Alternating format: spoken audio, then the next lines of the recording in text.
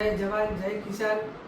આપ સૌ સોયગામ તાલુકાના તમામ ખેડૂતોને મારી બે હાથ જોડીને વિનંતી છે કે 6 સપ્ટેમ્બરે જે અતિવૃષ્ટિના કારણે સમગ્ર સોયગામ તાલુકાના તમામ ખેડૂતોની ખેતી નિષ્ફળ ગઈ છે।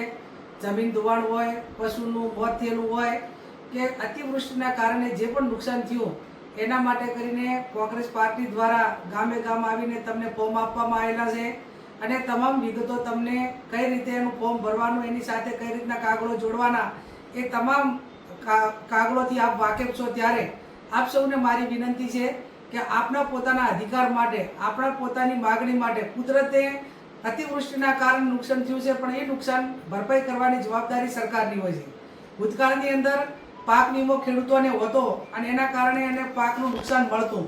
વર્તમાન સરકારે તમામ પાક વીમા પણ બંધ કરી દીધા છે અને એટલા માટે કરીને ખેડૂત એ અતિ ગંભીરતાપૂર્વક અને અતિ મુશ્કેલીનો સામનો કરી રહ્યો છે। ત્યારે આપ સૌ 6મી તારીખે સોયગામ મુકામે તમામ ખેડૂતો પોતાના ફોર્મ લઈને 11 વાગે હાજર રહેજો। આપણે ત્યાં આવેદનપત્ર આપી અને સરકાર પાસે જે તમારે નુકસાન થયેલું છે, ખેતીને નુકસાન થયેલું છે, એના વળતર માટે કરીને આવેદનપત્ર આપવાનું છે।